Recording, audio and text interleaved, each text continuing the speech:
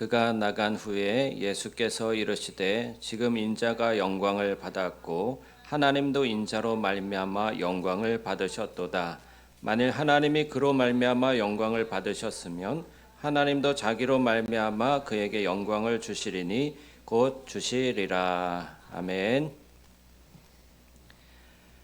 누군가를 영화롭게 한다는 것은 무슨 뜻일까요? 영화롭게 한다는 건 그 대상이 얼마나 가치로운지, 얼마나 아름다운지 그 감추어진 탁월함을 드러내는 것을 말하는 것입니다. 예를 들어서 남자가 여자를 영화롭게 한다 했을 때는 그것은 무슨 의미일까요? 여자가 남편에게 거실에 둘 소파를 좀 사고 싶어요 라고 얘기했습니다. 그러면 아내의 마음을 잘 모르는 남편은요, 이렇게 말할 수 있어요. 우리 지금 소파를 살 돈이 없어요. 남편은 가계 형편이 좀 어렵다라는 것을 객관적으로 말했을 뿐이지만 아내는 남편의 말을 들을 때 이렇게 받아들입니다. 내 남편에게 나는 소파를 살 수 있을 만큼의 가치 있는 존재가 아니구나. 우리 여성분들 공감이 되시나요? 그러면 남편이 아내에게 지혜롭게 이야기하려면 돈이 없어도 이렇게 말하는 편이 좀 좋을 것 같아요. 소파가 필요하다는 당신의 말에 정말 공감해요. 하지만 현재 상황에서 큰 지출은 부담이 될 수 있으니까 조금 더 모아서 꼭 멋진 소파를 사는 것이 좋겠네요. 어떤 소파가 마음에 드는지 같이 알아보도록 합시다. 지금 살 돈이 없어요 하는 것보다 훨씬 낫지 않은가요? 공감을 받는다는 느낌이 들고 나를 존중해 준다는 그러한 생각이 들잖아요. 이렇게 하면은 상대방의 감정을 상하지 않게 하면서 당장의 소파를 살 수 없는 현실적인 이유도 잘 전달하고 그럼에도 불구하고 함께 대안을 모색해 보자는 이야기가 될 것입니다. 남편에게 있어서 사랑하는 아내가 그 가치가 소파나 보석과 같은 물질적인 것으로 대체될 수는 없겠지만 그보다 훨씬 본질적으로 큰 가치를 지니기 때문에 아내를 위해서 필요한 것을 제공하는 것을 아까워하지 않아야 오해를 사지 않는 것이죠.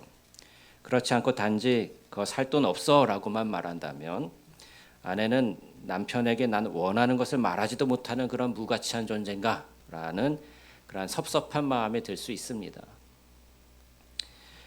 여러분, 성경에서 말씀하는 아들을 영화롭게 하는 것에는 두 가지 요소가 있어요. 하나는 아버지 하나님이 아들 예수님을 영화롭게 하십니다. 두 번째는 성령께서 성령 예수님을 영화롭게 하십니다. 아버지에 의해서 아들이 영화롭게 되는 것은요, 하늘에서 이루어지는 일일까요? 땅에서 이루어지는 일일까요? 하늘에서 이루어지는 일이에요. 성령에 의해서 아들이 영화롭게 되는 것은 어디에서 일어나는 일일까요? 땅에서 이루어지는 일입니다. 이 지상에서의 일입니다. 아버지에 의해서 아들이 영화롭게 되는 일에 대해서 예수님은 오늘 본문 32절에서 하나님이 그로 말미암아 영광을 받으셨으면 하나님도 자기로 말미암아 그에게 영광을 주시리니 곧 주시리라 라고 말씀하셔요. 이것이 유다가 예수님을 팔려고 이제 그 떡조각을 받고서 나간 직후에 예수님이 하신 말씀입니다. 예수님은 곧 십자가를 지셔야 할 것입니다. 십자가 지시는데 어떻게 영화롭게 된다는 거예요? 오히려 사람들에겐 멸시를 받고 조롱받고 죽임을 당하게 되는데 그것으로 말미암아 하나님이 영광을 받으시는데 영광을 받으신 하나님께서 또 예수님을 영화롭게 하신다는 것입니다. 어떻게 영화롭게 하셨죠? 십자가 달리시고 장사 지내신 다음에 하나님이 예수님을 다시 살려주셨잖아요. 부활시키셨잖아요.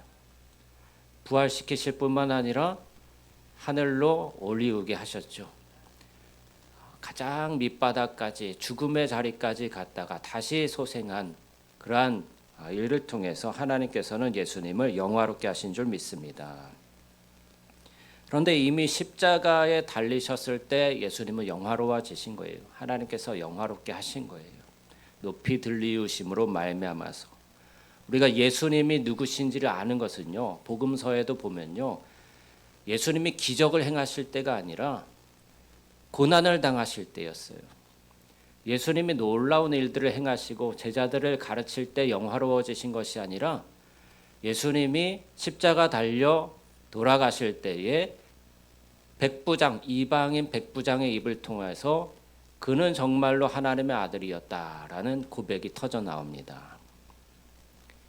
그리고 그 십자가 사건을 제자들이 성령을 받고 나서 다시금 돌이켜 봤을 때 생각하게 되는 것이죠.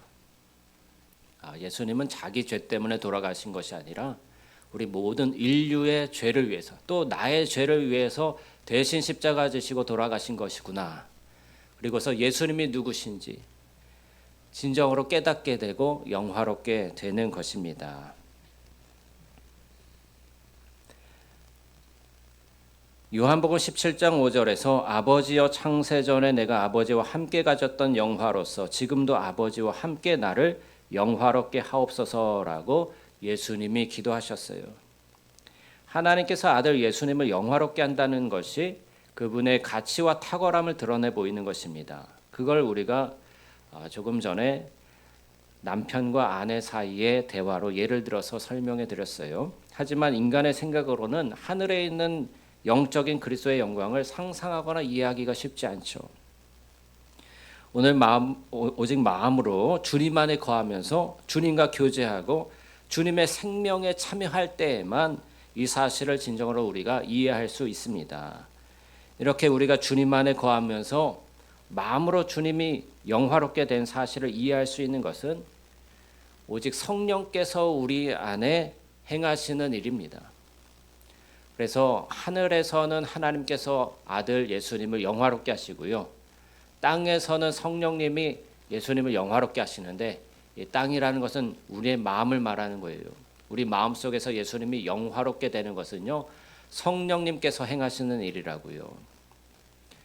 영적인 사실, 하늘에서 이루어진 사실들은 우리가 깨닫기가 어려운데 육신적인 마음으로는 도저히 알 수가 없는 거예요. 영적인 일은 영적으로만 깨닫게 되는 거예요. 할렐루야. 믿으십니까? 예수님에 대해서 아무리 전해도요, 성령님께서 역사하지 않으면요, 한 사람이 예수님을 믿을 수가 없어요.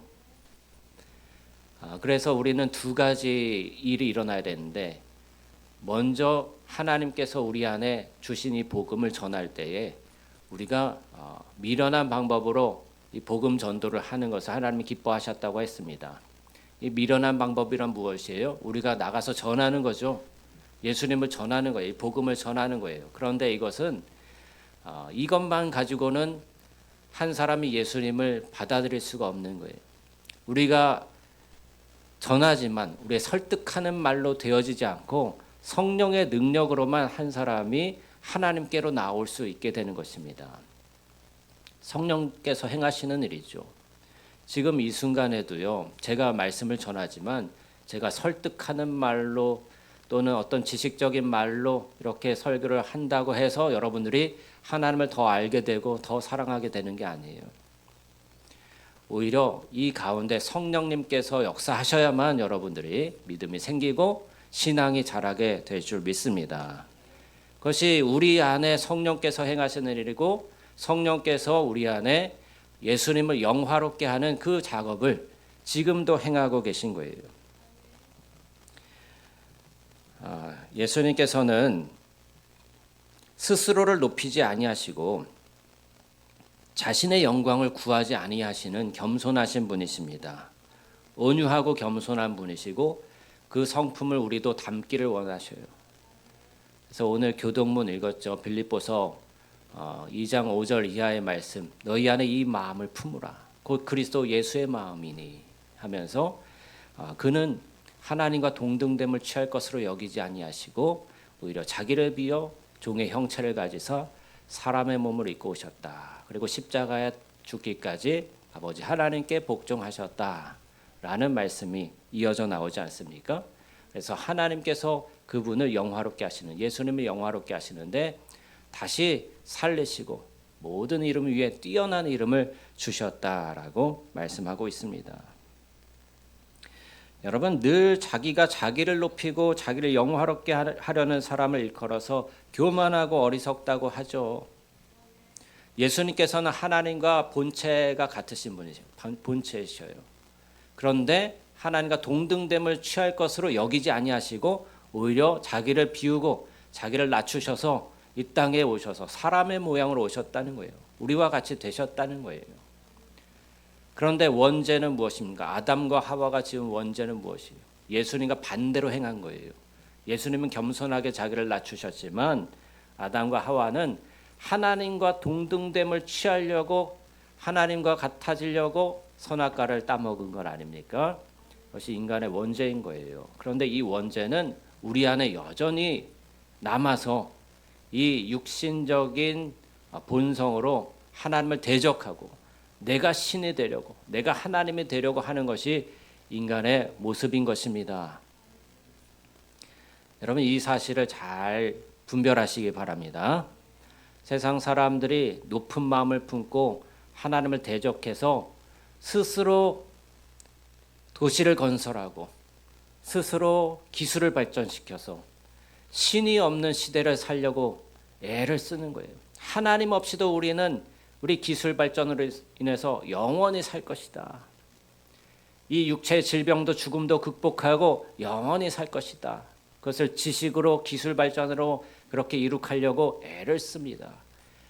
얼마나 기술이 발전하고 있어요. 첨단을 달리고 있잖아요. 첨단에 첨단을 달리고 있어서 하루하루 다릅니다. 로봇이 발전이 되고 우리나라는 로봇 그 산업이 좀 늦어지고 있는 것 같아요. 그런데 중국이라든가 미국이라든가 일본이라든가 이러한 나라들은 로봇이 얼마나 발전을 하는지 가끔씩 이렇게 동영상에 뜨는 것을 보면요, 로봇이 그냥 사람 춤을 똑같이 추고 또 이 회전을 해서 덤블링이라고 그러죠. 뒤로도 덤블링하고 앞으로도 덤블링하고 어떻게 그렇게 빨리 발전하는지 무서울 지경이에요. 그런데 또 중국의 로봇이 또 사람을 때렸다네요. 네, 그런 영상도 뜨고 참 무서운 시대를 살고 있어요. 왜 이렇게 로봇을 발전시키고 AI를 발전시키고 그렇게 합니까? 하나님 없이도 잘 살겠다고 그렇게 스스로 높아진 마음으로 하나님과 같아지려고 그렇게 하는 거예요. 그래서 여러분 들어보셨는지 모르겠지만 트랜스 휴먼이라고 들어보셨어요? 이 로봇과 사람의 신체를 연결시켜서 그 명분은 좋죠. 장애를 가진 사람이, 손이 없는 사람이 손을 연결해서 로봇 팔로 이제 움직인다든가, 다리가 없는 사람의 다리를 연결해서 걷는다든가. 그런데 이것이 점점 더 개발이 되면은 이제 사람인지 로봇인지 구분이 안 되는 시대까지 그렇게 오게 될 수 있습니다. 근데 여러분, 이러한 기술 발전이 어떻게 보면 우리가 좀 성경적으로 고민해 봐야 되고 생각해 봐야 되는 거예요. 하나님 없이도 인간이 영생을 누리고 계속해서 살려고 하는 그 열망을 계속해서 가지게 되는 것인데, 우리는 언젠가는 죽게 되고 병들게 되고 노령화되고 이러한 것들을 하나님의 순리 속에 자연스럽게 받아들이는 그러한 믿음을 가져야 할 것입니다. 우리는 이 땅에서 영원히 살 존재가 아니고 언젠가는 하나님 나라 가야 되잖아요. 병들고 아프고 이런 것들을 또 늙고 또 죽음에 대해서도 하나님 안에서 자기 자신을 내어놓고 이렇게 겸손하게 하나님의 뜻대로 자기 자신을 내려놓는 그러한 믿음과 또 내려놓음이 있어야 하겠죠. 여러분, 이렇게 하나님과 같이 높아지려고 했던 것이 아담의 원죄였어요. 이 아담의 원죄가 인류 가운데 여전히 있는데 이것을 예수님께서는 반대로 행하셨습니다. 자기를 낮추고 하나님과 동등됨을 취할 것으로 여기지 아니하시고 십자가에 죽기까지 복종하셨어요. 이 사실을 생각할 때 자기 자신을 높이는 것은 하나님을 대적하는 것임을 우리는 알 수가 있습니다. 오히려 자기를 낮추고 칭찬을 하더라도 내가 내 자신을 칭찬하기보다 다른 사람이 나를 칭찬하도록 감동을 주는 삶을 살아야겠죠. 예수님을 칭찬하는 사람들은 누굽니까? 예수님의 삶과 예수님의 죽으심과 그 행하심에 감동한 사람들이 예수님을 높이고 찬양하고, 우리들이 그렇게 하는 거 아니에요. 그런데 이 일을 하나님께서 예수님을 높여주셨고, 또 우리 안에서는 성령님께서 행하셔서 예수님을 어떤 분이신지를 알게 하셔서 우리가 영화롭게 하도록 하시는 거예요. 우리가 깊이 생각할 진리가 있습니다. 예수님은 성령으로 영화롭게 되시기 전에 먼저 제자들 눈앞에서 사라지셔야 했습니다. 예수님이 육신으로 계속해서 제자들과 함께 계셨다면 제자들에게 영으로 거주하실 수가 없는 거예요. 제자들은 섭섭하죠. 예수님이 자기들을 떠나서 하늘로 들려 올라가시니까 그 모습이 신기하기도 하지만, 사랑했던 주님이, 이 사랑하고 우리를 인도하던 그 주님이 우리 곁을 떠난다 했을 때 섭섭하고 두렵기도 하고 걱정도 되었던 거예요. 그래서 하늘을 계속해서 쳐다보고 있었습니다. 그러다 천사들이 무엇이라고 이야기합니까? 왜 하늘만 쳐다보고 있느냐? 예수님께서는 올리우신 그 모습 그대로 내려오실 것이다 말씀하지 않습니까? 근데 예수님께서 약속하신 바 성령님을 보내주셔서, 그래서 우리 안에 내주하게 하시고, 그래서 이 내주하시는 성령님으로 말미암아 바로 예수님을 우리 안에서 영화롭게 하시는 거예요. 성령은 누구의 영인 줄 아셔요? 바로 예수님의 영, 하나님의 영입니다. 그래서 예수님이 육신으로 우리와 함께 있는 것보다, 제자들과 함께 있는 것보다 더 가까이 제자들 안에 살아있는 영으로서 예수님이 성령으로 거주하시는 것이죠. 그렇기 때문에 성령님이 오시기 위해선 예수님이 제자들 앞에서, 눈앞에서 육신적으로는 사라지셔야 하는 거예요. 육신으로 함께 계시는 것은 제자들 안에 영으로 내주하시는 것을 오히려 방해하게 됩니다. 제자들은 지상에 계신 예수님과 헤어져야만 합니다. 그래야 성령으로 영화롭게 된 예수님께서 이제 내주하실 수 있게 되는 것이죠. 이 사실은 우리에게 주는 교훈이 있습니다. 그것은 우리가 예수님을 육신적으로 아는 것을 그만두고 이제는 성령의 능력을 입어서 성령으로, 영으로서 예수님을 알고 예수님을 영화롭게 해야 한다는 중요한 진리입니다. 여러분, 예수님을 육신적으로 안다는 것은 무슨 의미가 있을까요? 예수님을 육신적으로 아는 그것은 우리가 예수님을 외부에서 오는 정보로만 알고 믿는 것을 뜻하는 것이죠. 외적인 능력과 말과 생각의 능력과 수고와 감정의 능력으로 아는 것을 말합니다.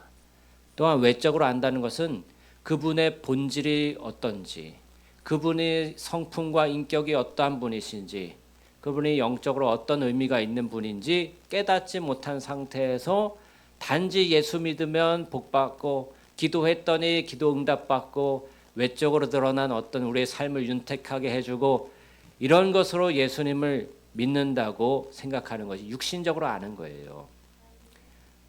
전문적인 용어로 기복신앙이라고 합니다. 기복신앙. 비나이다 비나이다. 우리 조상들이 예전에 달밤에 보름달이 뜨면은 물 한 잔 떠놓고서 거기다 달에다가 빌었던 그러한 무속신앙이 있잖아요.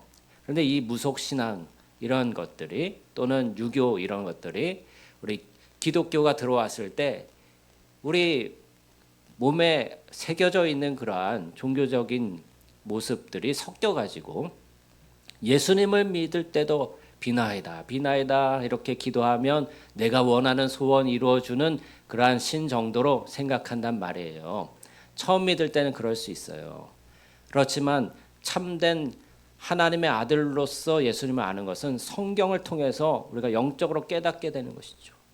성경을 또한 성령께서 우리 안에 적용시켜 주시고 깨닫게 해주시고 조명해 주셔서 하나님이 누구신지, 예수님이 누구신지, 성령님은 누구신지를 알게 하셔서 이 기존에 가지고 있던 통념, 기존에 가지고 있던 우리 나라의 그런 전통, 민속 신앙 이런 것들과 섞여 있는 것들을 우리가 분리해내서 참되신 하나님을 알 수 있게 되는 거예요. 육신적으로 아는 것과 영적으로 아는 것은 이렇게 다릅니다. 영은 무엇이냐? 하나님의 말씀이 영이에요. 하나님의 말씀이 영인데 이 말씀의 기초에서 우리가 예수님을 깨닫고 믿고 알게 되는 것이 바로 영으로서 예수님을 알게 되는 것이고, 성령께서 우리 안에 예수님을 영화롭게 해주시는 것입니다. 할렐루야. 여러분 좀 더우시죠? 더우시니까 이게 눈이 자꾸 감기시는 것 같아요. 우리 이제 육신적으로 예수님을 알던 방식을 이제는 포기하고 제거해야 하는 거예요. 점점 더 분명하게 예수님을 알아야 되는 거예요. 말씀의 기초에서. 단순히 내 삶을 조금 더 윤택하게 해주고, 내가 기도했더니 기도 응답이 되고, 이러한 나의 삶을 조금 더 낫게 해주는 어떤 대상으로만 아는 것이 아니라 개인적인 만남으로, 개인적인 인격적인 교제로서 예수님을 아는 거예요. 예수님께서 말씀하시기를 나는 내 양을 알고 내 양은 나를 알고 내 음성을 듣고 따른다라고 말씀하지 않습니까? 목자 되신 예수님께서 그 양들이 한 사람 한 사람은 여러분의 이름을 아시고 여러분의 존재를 아시는 거예요. 그리고 여러분도 예수님을 개인적인 인격적인 그런 관계로서 알기를 원하시는 거예요. 친구를 사귀어도 잠깐 만났다가 1, 2년 만났다가 그냥 오랫동안 못 본다고 해서 관심에서 사라지고 그냥 관계를 끊어버리는 친구라면 오랜 친구로 갈 수가 없잖아요.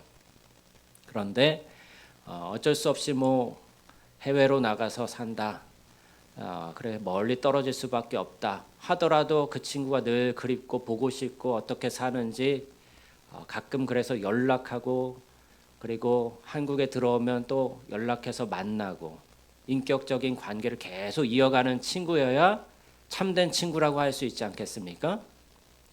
그 친구가 나에게 어떤 유익을 준다고 해서 나에게 어떤 도움이 된다고 해서 만나고, 그렇지 않으면은 그냥 절교하고, 그러면은 우리는 인격적인 교제, 친구를 사귀는 법을 모르는 거예요.